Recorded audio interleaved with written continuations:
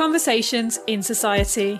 We talk racism, culture, politics, and economics, the issues that matter to you.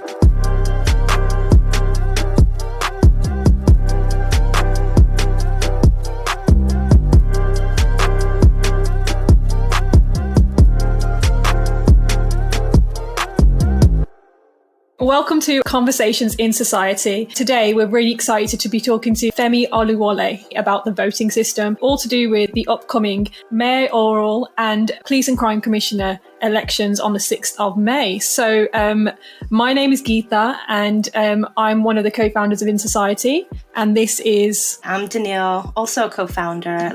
So thank you for joining us, Femi. Pleasure to be here. How are you doing, Femi? Yeah. Oh, I'm great. Lockdown's amazing. It's good to be in a pandemic. And that's how you start an episode. Absolutely. I think and many people will either agree or disagree with you there. So we know that the mayor elections, or some of us may know that the elections are voting systems done a little bit differently. So why is that, and what are the different systems in comparison to the general elections?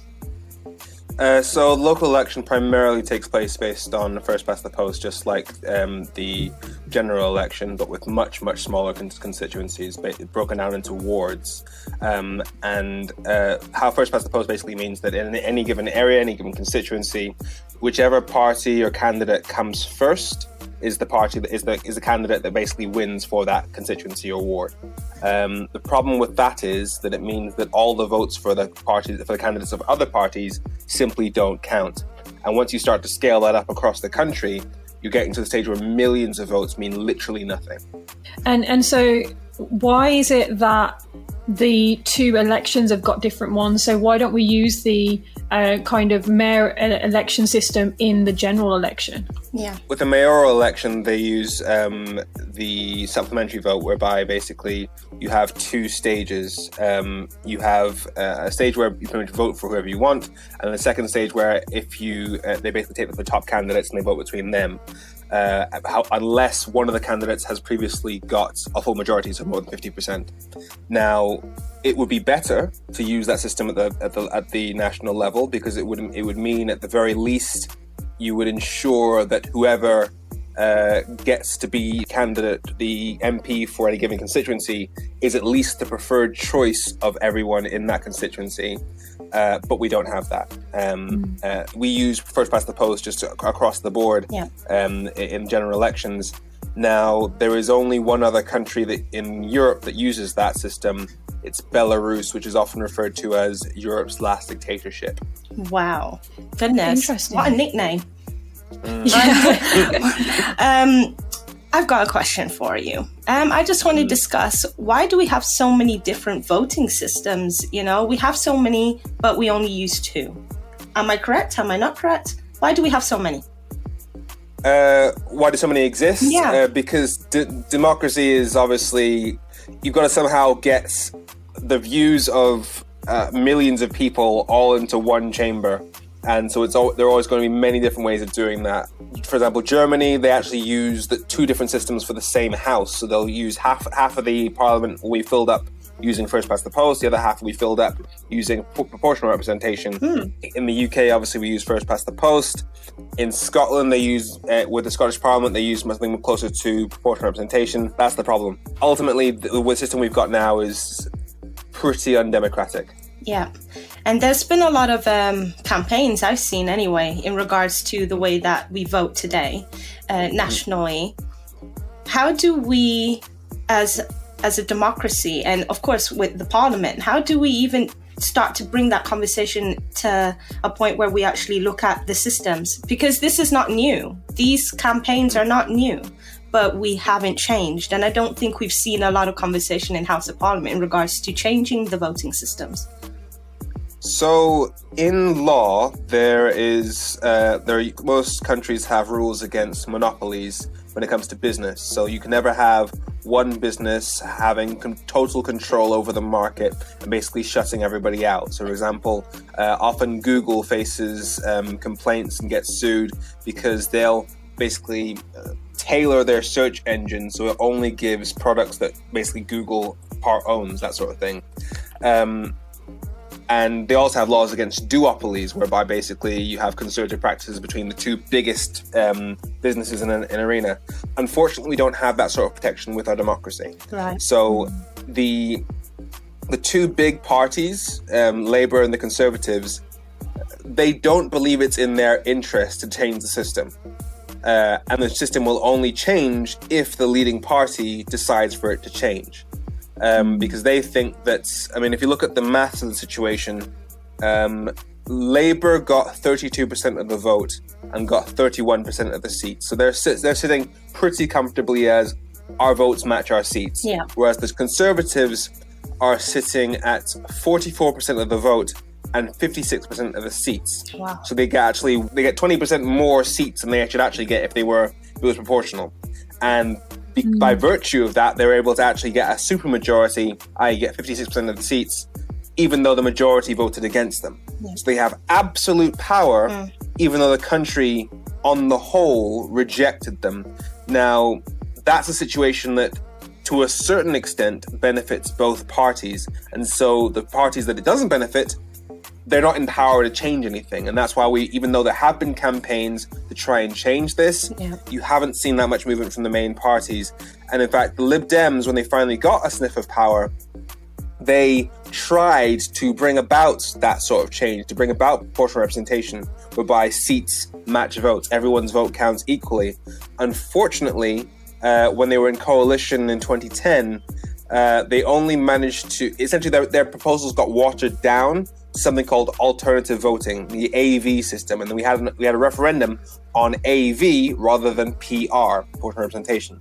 Now the problem with that is AV is basically another preferential system, similar to what we have with the mayoral elections, whereby basically but in this one you give two choices. Everybody puts down two choices, and if they count up all the first choices, and then they see who comes first and second, and then they take your second choice and then add that if you haven't voted for one of the first choices.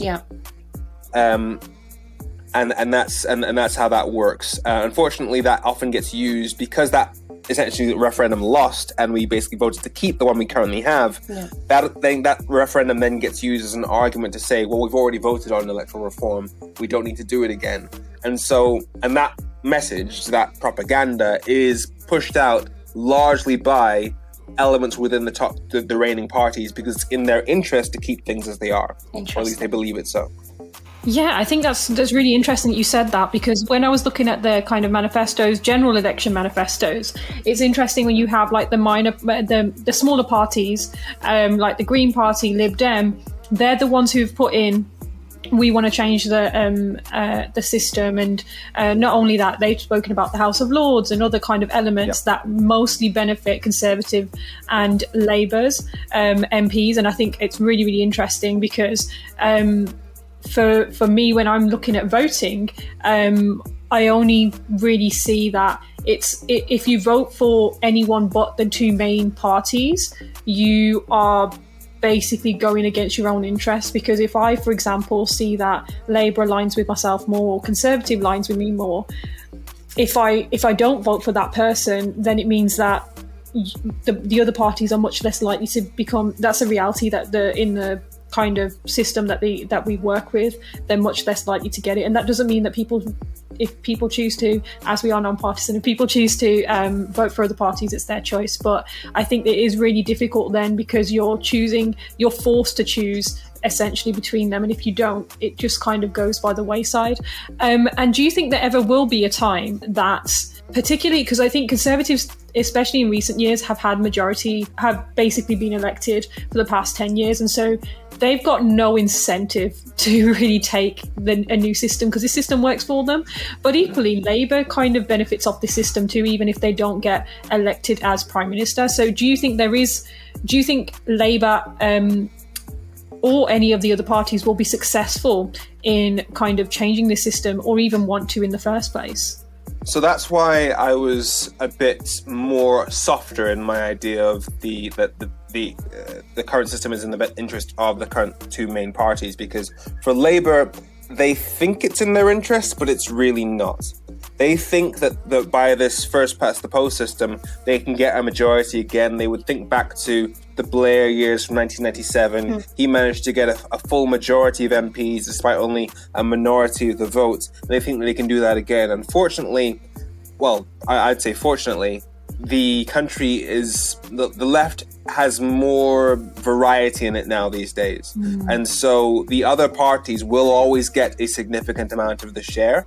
And because you're dealing with a first past the post system, if you've got multiple parties on the left and essentially one party on the right is always going to be united, which means that all the right-wing votes will go into one party, whereas the left-wing votes will go smaller. And so, for example, theoretically, example I often use is if you've got 30% Labour, 30% Lib Dem, and 40% Tory, or 30% Green, 30% Labour, 40% Tory, if that repeats in every single constituency, you would have 100% of MPs being Tory, despite 60% of the country voting left-wing. Now, what I'm saying about whether or not it's in Labour's interest is, right now, based on the 2019 election, their votes kind of match their seats. So even if we had proportional representation, it wouldn't actually change much for them directly. What it would do is, it would mean that the other parties, the other smaller parties, they would essentially take seats away from the Tories. Now, that's because, as I said, the Tories have 44% of the vote and 56% of the seats, whereas, for example, Greens, for example, they got 2.7% of the vote, but got 0.1% of the seats. So Tory votes count 18 times more than Green votes. And so if you were to transfer seats from the Tories to the Greens by making things equal, then essentially you're transferring power away from the Tories and towards parties that Labour can actually work with. So if you did have a situation where all votes counted equally, then Labour would essentially be able to lead a progressive alliance consistently. And we know that they'd be able to do that because other than three elections, and that's the 2015 election, the 1958 election and 1953 election, I believe, 3 elections since the Second World War, the majority of this country has voted for Lib Dems, SNP, Labour or Greens. And prior to 1990, it was almost exclusive. It didn't even need the other two. It was just Labour and Lib Dems had the majority between them. And yet, for 25 out of 78 in only 25 out of 78 of the last 78 years has the Tories not won. So in the majority of the time, the Tories have won, despite the majority of the time, majority voting for Lib Dem, SNP, Green, Labour. So it's actually in Labour's interest to support this, even though they're still thinking, maybe if we just keep holding out, we'll get another Blair. Okay. All I keep thinking to myself as I'm listening is, what about the people who are looking to vote? Perhaps, maybe they voted for one of the bigger parties. Maybe they don't want to vote for the bigger parties anymore. What is going to encourage people to want to vote when they see this voting system and they feel like they may not be able to make a change? Maybe they feel like their vote is not going to make an impact. So, what would you say to these people? So, suffice to say, my efforts to stop the march of this government over the past few years have not been successful. And so people ask me, but how do you find the energy to keep fighting? And my answer is, you either keep fighting or you accept that you're going to live under the Tories and everything that they plan and everything they stand for the rest of your life. Those are your two choices. Yeah. And I find it unacceptable to live under the Tories permanently. As for how do we get out of it, as I said, there is hope there. There's a lot of hope. If the majority has been voting for parties to the left of the Tories in every election since the Second World War, other than 3, then we have a progressive voting country. Yeah. If that progressive vote was united behind specific parties and specific constituencies, we win. we win. Tories are gone, and we can change the system. And it only needs to happen in one election, whereby the parties on the left essentially make an electoral pact, whereby they stand down in each other's constituencies based on who came first in the last election, and then you can basically consolidate the left-wing vote. And you only need to do that once, and then you bring in proportional representation. You then make all votes count equally, and then our progressive voting country will consistently get progressive voting parliaments for the rest of time. That's what you need to do. So there is hope there, and the alternative is simply unacceptable. If we could use an example, so Femi, you spoke about how the left is far more divided, and so people who might want to vote for Lib Dem or Green might vote for Labour instead. And so how would this work if we were to use the policing and mayoral system in the general election? So if we use, for example, I want to vote for Green, but I'm scared that I'm going to lose the left vote, for example. How would that work? Well, under alternative vote, then you put Green first, and then you put Labour second, because that would mean that if the Green candidate comes first or second, then at least you've put that as your first choice. However, if the Greens don't make enough to be even in that top running, then at least you make sure that your vote counts towards the party that you would prefer out of the two top parties. So in that case, it would probably likely to be Labour. Awesome. Absolutely. And I think that's exactly why I prefer this system. I know there's also another system where you can vote for as many candidates as there are. You have as many preferences as there are candidates. And I think that's also a really interesting system. So let's say if there are 5, I believe there's 5 in the upcoming election, and might be a few more. There's more in the London mayoral ones, but there's independent candidates as well. And so with that, we would be able to vote for like all 5. Do you think that system would work at all? Or do you think that getting the supplementary one in the first place, it would be a better route? So you're heading towards proportional representation there. Because proportional representation often works based on lists, whereby each party will put forward a list of candidates, and so you'll essentially vote for that list, and the number of MPs for that party will be determined by their vote share. And so essentially you're voting for a large list of people, but you can only choose one party. Yeah, that's the one I was referring to, proportional representation.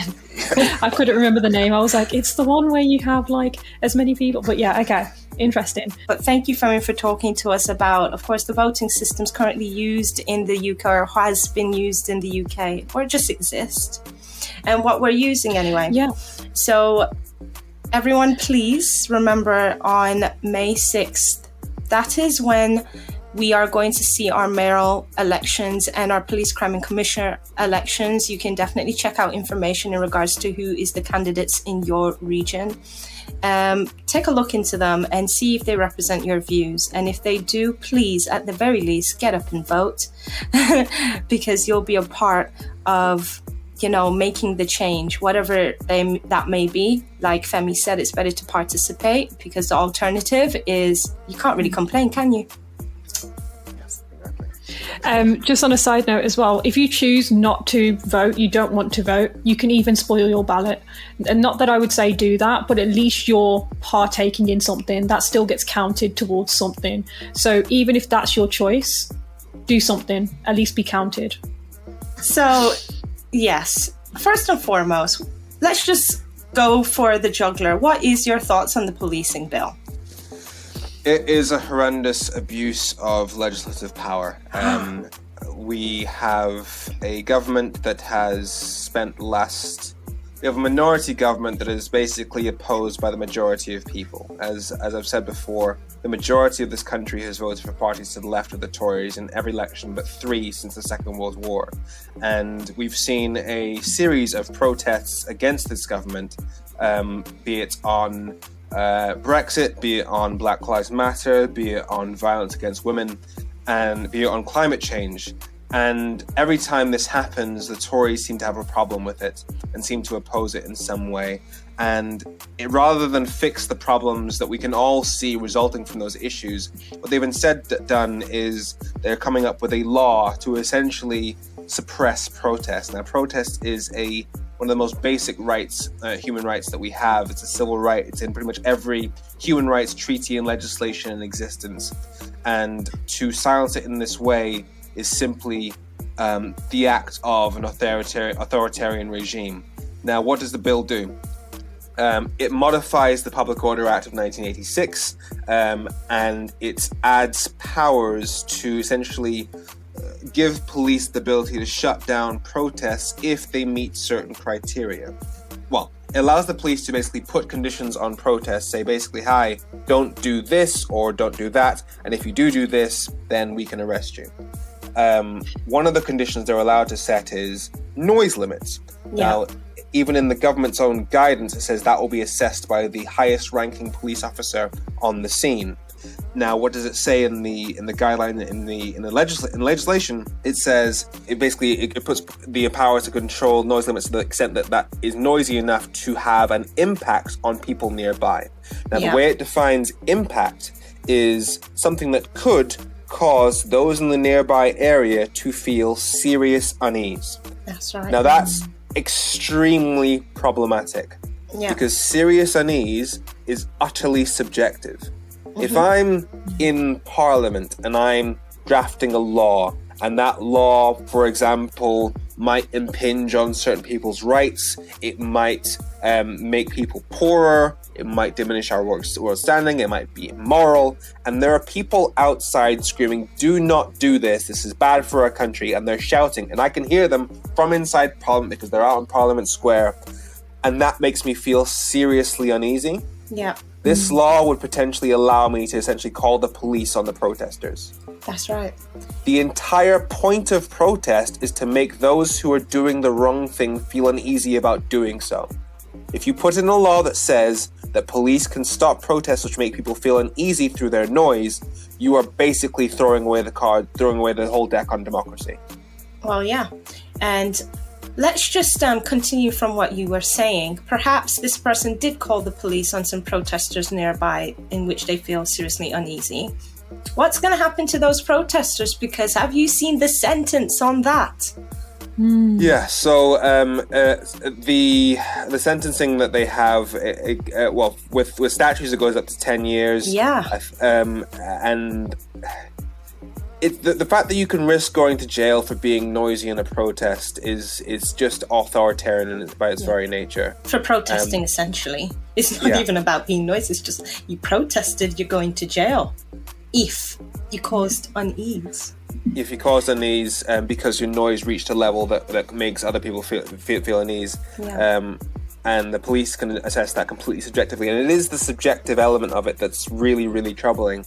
Because once law becomes subjective, once your ability to go to jail becomes subjective, you may as well disregard the rule of law. Because it means that if that person, if the people in power decide, okay, maybe by his objective standards, it's not against the law, but by my subjective, in my assessment, I think that you should go to jail. That's dangerous. That's incredibly dangerous.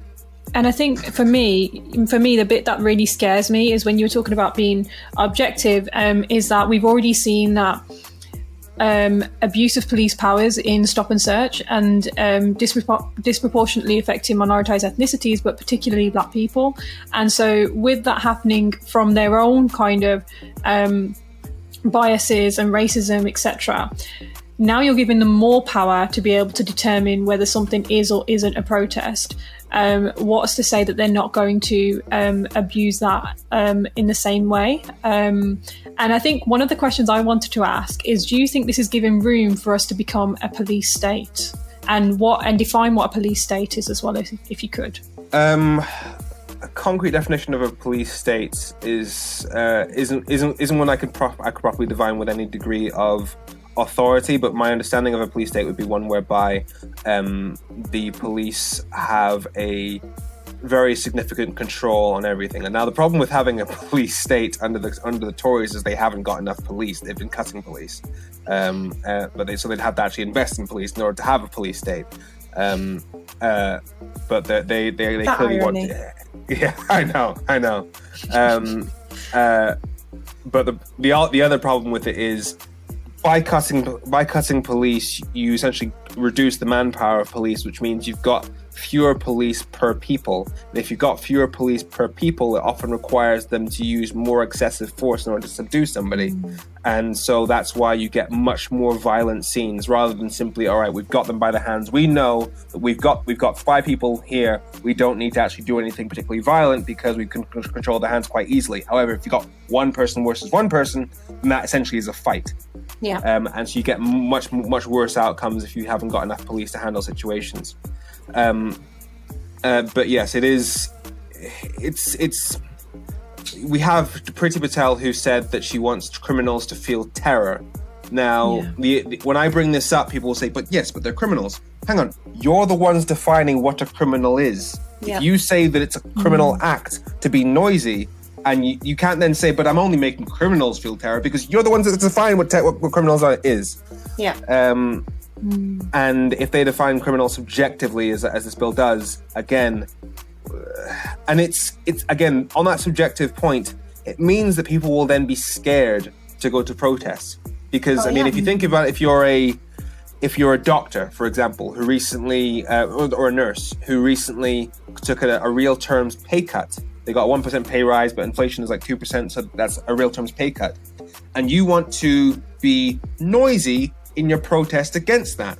But you also know that, hang on, if I'm noisy enough to actually have an effect on the people I'm trying to protest against, that might make them call the police on me and get me a criminal record. And if I get a criminal record, I can't practice medicine again.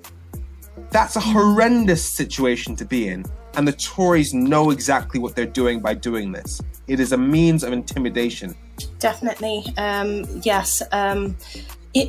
I can only talk on the behalf of, my interest, which is, of course, how it could affect marginalized ethnicities. And I often see protesting sometimes as that place where you go when you feel like you have no other choice. You go to the streets.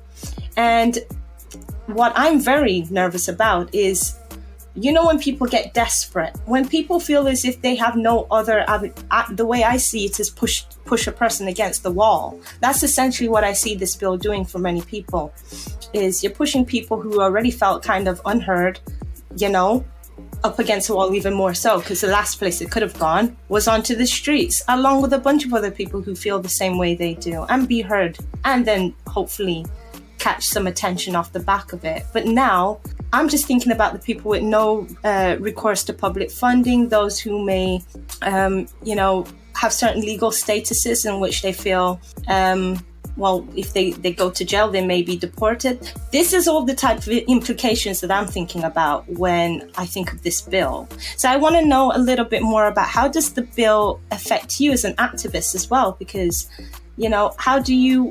I know how you feel about the bill, but as an activist, how do you think this would impact on people who are trying to do things as well? So for activists in general, many of them will feel very, very worried about this because they'll have jobs that they need to maintain. They won't want to get a criminal record. They'll have seen the pictures of Patsy. I forget her last name, but the woman at the Sarah Everard vigil who was thrown to the ground by police officers for speaking at a vigil, even though she had a mask on and she was outside. And that was crazy to me, by the way, because not only have you got a government that allowed people to enter shops during a pandemic without masks, without being questioned for the majority of that pandemic, which is a significantly more dangerous situation than being outside with a mask. And yet in one situation it's fine, the other one you get tackled to the ground by a police officer. On top of that, it was somebody who was literally protesting against violence against women, allegedly by a Metropolitan Police officer, being tackled to the ground by a Metropolitan Police officer. Yeah. And on the issue of violence against women specifically, that happens due to the disparity in physical strength between men and women. So for a single man to therefore use that particular disparity to tackle a woman to the ground is even more disgusting. And so, this will make activism difficult because it will weed out anybody who feels like their legal status is in question, who feel they can't afford a criminal record. And on your point about giving the police more powers, if the police already had the power to tackle that woman to the ground, they don't need more. Yeah, and I think it's really interesting when you're talking about how we're kind of giving them even more, like we were talking about earlier about the stop and search kind of scenario we've already got. Yeah. I'm really interested in kind of how this could potentially break international law. You've done a massive campaign on Brexit and your stances against leaving the EU. We know that in the past, for example, the internal market bill. So for those who don't know what that is, it was a bill that, I'm just going to read out what we put in our content. So it said the internal market bill would allow ministers to make regulations on state aid and custom procedures for trade with Northern Ireland. This would allow ministers to make regulation against the Brexit withdrawal agreement between Ireland and Britain. This breaks international law as the agreement states that UK Parliament must use national law to obey the agreement. And so we wouldn't necessarily be breaking the law until that gets enacted. But we've seen more and more in recent years where this is a potential, and people have said that actually this is against our human rights to be able to protest and therefore against international law. And so do you think this was... My question is, being against international law or against human rights doesn't seem to have stopped us before. Do you think there will be a point where we decide that this is enough, like we've crossed a barrier, or do you think we'll just continue down this road? Have people had enough? People have had enough, and people have consistently had enough with the Tories for almost 100 years now, because as I said, the majority have voted against them in every election other than 3. So as far as the people having had enough, that level's already been crossed. As far as that having had enough making an impact in Parliament, that does require significant work to be done by the political parties in Parliament. And again, it comes back to that issue of electoral reform, because essentially the Tories can take a majority of the MPs with a minority of the votes under our current system. So unless you get that situation where Labour commits to delivering electoral reform within 12 months, therefore Lib Dems and Greens know that they can vote for Labour in one election, just a one-off, to get Labour into power on the basis of fulfilling electoral reform, then you can get all votes to actually matter and count equally, and then you will have a progressive parliament reflected in a progressive people reflected in a progressive parliament, and then you will start to see our rights being returned to us. That is the way out. That is what happens, but it does require, essentially it's all down to Labour and whoever the leader at the time of the next election happens to be. So we sat in on an event that was held online. It was by Sisters Uncut, of which they had a lawyer join them. And the lawyer did allude to say that it looks as if the bill may continue to go through the House of Parliament, right? Straight up into being acted on. And I started to wonder, okay, I'm not here to predict the future, nor am I manifesting it. Let me be very clear. I did wonder, okay, if the police bill was supposed to be passed, how will the public take to it? Because we've seen before where a bill can pass, but it doesn't necessarily mean that everyone accept it and keep going about their merry way. We've just seen recently with, the European football, there was a protest that came out off the back of that. That's a protest. And I do wonder to myself, what's the future of protesting after this? Do we think protestings will stop? Because things will continue to happen. What's going to happen to protest? I just wanted to ask as well, before you just answer that, I think there was a comment that I thought was really, a quote even, that I thought was really important. So Martin Luther King is obviously been praised now, more so now than back then. He had a 75% disapproval rate when he was alive. But one of the quotes that I heard about last year and thought was quite relevant is that he said that riots are the words of the unheard. The language of the unheard. And so I think that is really important when we're talking about protesting, because whilst protesting and riots aren't the same thing, a protest gone wrong can turn into a riot, or stopping someone from protesting can lead to riots. So I want to ask you, additionally, if people aren't allowed to protest, will there just be riots, or do you think they'll just be protests? So people will not stop protesting. Yes, you may get some people who are put off protesting because of the fear of criminal records, but people will not stop protesting. People aren't like that. We've tasted freedom. We're not going back. And so the only way that they will be stopped is if the police intervene, and that means you will start to see more and more people versus police violence. We start to see that in Bristol. Once the bill was announced, we will see more of that, increasingly so. Now, the problem with that is, even though it is justified to resist under circumstances where your actions are out of a basic human right, i.e. the basic human rights to voice your concerns in public because of a opposition to political process. Even though it is right to resist under those circumstances, once you start to get in a situation where people are preemptively attacking police, once you start to get a situation where people are being violent, vandalizing, that starts to become counterproductive, in the sense that the Tories do not respond to that with, I guess, I see your point then. They respond to that by saying, look at all these violent protesters, therefore we need to put in more powers to quash protest, because they've actually, in this bill we're seeing right now, the policing bill, they've actually, whilst defending it, cited previous protests. For example, they've cited the Black Lives Matter protest last year, where there were some violent clashes. Now, that shows you that there was a direct line of not causation, but politics between acts of violence and further suppression. We don't want to essentially give them their next election slogan, which will basically be, you've seen all these protests, let us restore law and order.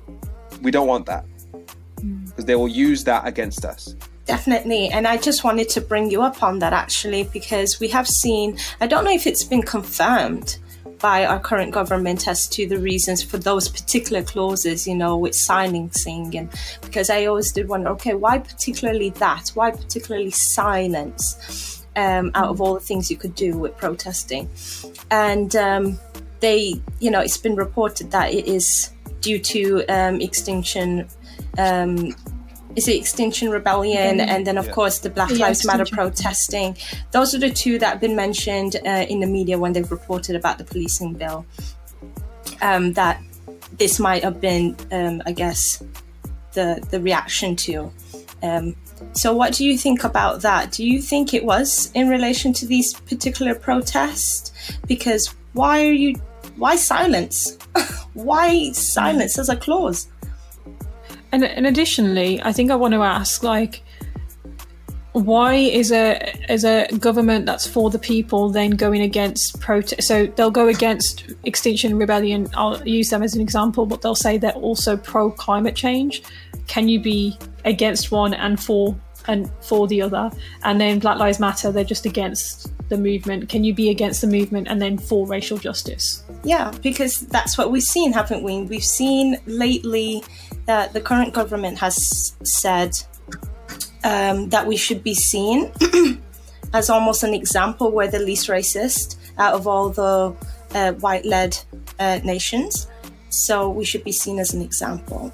But we're also trying to strive as being seen as the place for human rights, the example of human rights. And we're also working towards climate change and just being more green. And these are the protests that allegedly, because like I said, I'm not sure if they've confirmed it from themselves or is it just the media who said it. Black Lives Matter, which is about human rights, essentially, for Black people, and everybody benefits from that, actually. And then you've got Extinction Rebellion, which is, of course, about, is it climate change and just taking care of the planet? So why silence, first of all? Because it is the act of authoritarians, fascists, whatever word you want to use, to try and silence opposition, silence criticism, avoid a situation where your opponents can be heard, because that weakens you. We saw that as far back as 2019 when Boris Johnson was being opposed by Parliament, and so he literally shut the place down. Fortunately, the Supreme Court declared that act unlawful, so the Parliament was able to open again. But that gave us a flavour of who he was before he even had his big election victory. In the new free speech bill that they're working on, where they're going to have free speech champions essentially monitor discussions in universities, one of the things that they actually cited as the reason why they need this is because they said that a survey was done that found that 4 out of 10 people who support Brexit felt uncomfortable outing themselves for supporting Brexit in universities. Now, in a world where free speech is a thing, in a world where nobody is obliged to be your friend, especially if they feel that you've got uncomfortable views or damaging or dangerous views, it should not be a problem that needs fixing if people feel uncomfortable outing themselves having these views. What we've got is a government that has delivered a Brexit that we can see. We know this now. We're watching it now. We've seen it since January. Has shut down fishing businesses, that has pushed fishermen to actually be on record as saying, I now fear for my home. Many of us have turned to alcohol. We've seen a 68% drop in trade. We've seen riots in Northern Ireland, and we've seen threats made against the port staff at an Irish sea border that didn't exist before Brexit. So of course people should feel uncomfortable about saying, hey, all that stuff that's happening now, I supported it. But rather than address those problems, rather than fix the problems that this party has created, instead, what they're trying to do is silence the critics of it. That tells you everything you need to know about what this party stands for. Rather than fix the problems they created, they want to shut you up about the problems things they've done. And that's why you're seeing the efforts to silence protests, the efforts to silence universities, the efforts to shut down Parliament, the efforts to it was the Equalities Minister that said about some point last year that it's illegal for teachers to teach that white privilege is a fact. Even though your own government's website shows that black people are stopped and searched by police 10 times more than white people. So it is a fact. It's there documented, but we're not allowed to say that you're doing it. I think there's also something else to be added onto that. Not only are black people 10 times more likely to be stopped and searched, they're less likely to commit a crime than white people.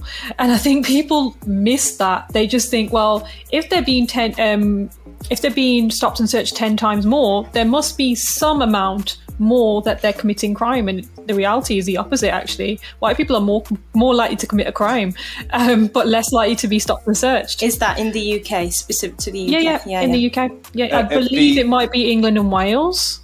Her Majesty's Inspectorate of the Constabulary of Firemen and Police, I believe that's the name of the full thing, they have data that shows that black people are less likely to have drugs on them when stopped than white people, yet black people are stopped more.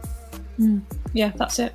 All I'm going to say is when I was in university, I can contest to that, okay? I can contest to, I lived in Manchester and I've seen a lot of things going on. I never dip and dabbled in anything. I will make that very clear on record. But I've seen it and I can contest to that. At least on campus. No, uni, I was going to say uni is rife. Yeah, universities are rife. Uni's a whole experience. But I think just going back to the bill, what other elements? So we know about the kind of the police powers that are going to be increased. We know about the protest elements. Do you know of anything else in the bill that is being kind of rejected at the moment by either the public, MPs, or anyone else? So currently, trespass is so going on somebody else's land is a civil offence. So you can be sued for it. It means you can't go to jail. It's just a civil issue rather than a criminal one. this bill essentially changes that. The problem with that is travelers, gypsies, Roma, travelers and gypsies, they essentially rely on that, and this bill would effectively criminalize them. Yeah. So it is an aggressive move against a community that is already extremely marginalized. And the police chiefs have themselves said, no, we prefer this to remain a civil offence, but the bill would make it otherwise. So it is a blatantly discriminatory law in and of itself. And on top of that, I think one of the things that angers me the most about this entire bill is that it contains things in relation to sexual offences which are objectively good and necessary steps forward, but not only are they insufficient, for example, not enough in terms of making it easier to secure charges for rape, for example. Yeah. Not only does it mention statues and the penalties for statues, but no mention of women, and puts a 10-year sentence on defacing a statue, while sentencing for rape starts at 5 years. Yeah. Not only that, but it's the fact that it's in the same bill as the anti-protest stuff. That's right. That angers me, because if you are going to put insufficient legislation to protect women from sexual offences in the same bill as an effective ban on freedom to protest, it means you don't care about either of those rights, because you know that there are going to be people that are against the suppression of protest, and you know there are going to be people that are against a sexual offences bill that doesn't really protect women as much as it should do. And you're basically saying, hey, if you don't support this, then you must hate women. It means it is blackmail in the worst possible way.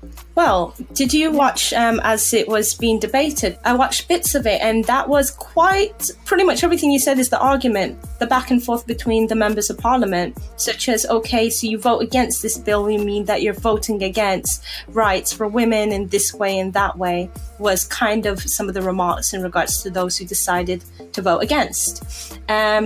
And it did make me think to myself, this bill really is kind of putting everything in a basket, isn't it? For those who are not aware, it has to go through whatever house it was introduced. It's going to go through that. So it's House of Commons for this particular bill. It's going to go all the way through this, and then it's going to go through the House of Lords. Whilst it's in the House of Commons, it can still, of course, have revisions, and, basically it's where members of parliament can say, we want this revised and we want this changed, and that's kind of what happens. Do we think that the bill itself, the policing bill itself, should be completely taken off the table, scrapped, discontinued, or do you think it has cause for reform where it could have bits changed and then it'll be okay? What's your opinion on that? There's so much that needs to change. So you could start by removing the references to noise levels and everything that subjectively suppresses protest. You could start by getting rid of the 10-year sentence for statues. You could start by making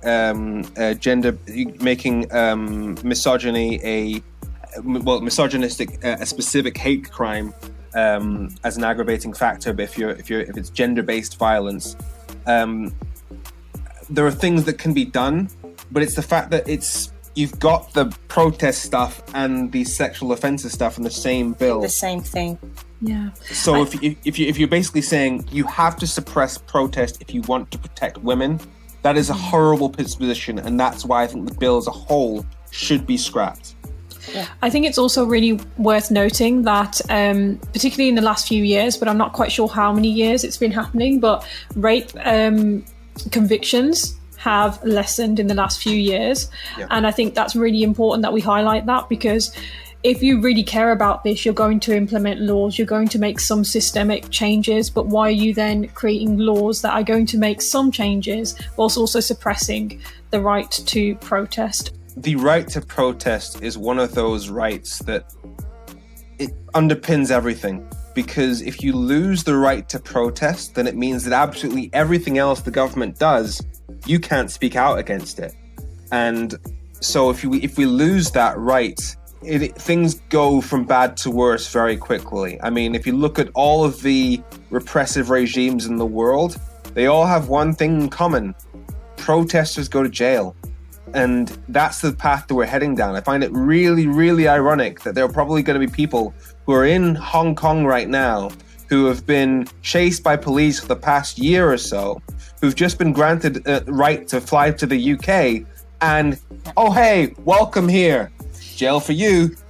Honestly, Femi, so what I understand is there's been a whole visa created for this particular scenario, for people to come here, to flee, because, of course, protesting is not okay, apparently, over in China. With that, we're looking to be the safe haven to some extent, to bring them over and say, hey, it's okay, come here. We'll help you.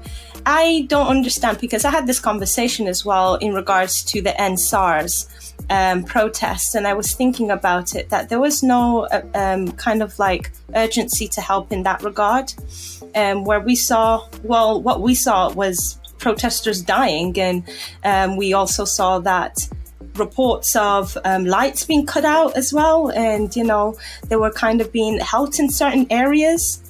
And the world saw footage on the internet that popped up on our streams in regards to that, and I didn't really see the urgency there. I saw the urgency lately. I just wondered what's going on, because the message is very messy in regards to protesting for your rights and having your voices heard, and what we are happy to support, what we're not happy to support as a nation. I wonder, what's your thoughts on that in regards to protesting internationally and the response we've had to people in, Hong Kong, the people here in the UK, and then people in, in Nigeria? There's just a different response to protest. Yeah, I think the UK wants to make strategic allies, and so its response to who it will condemn will vary significantly.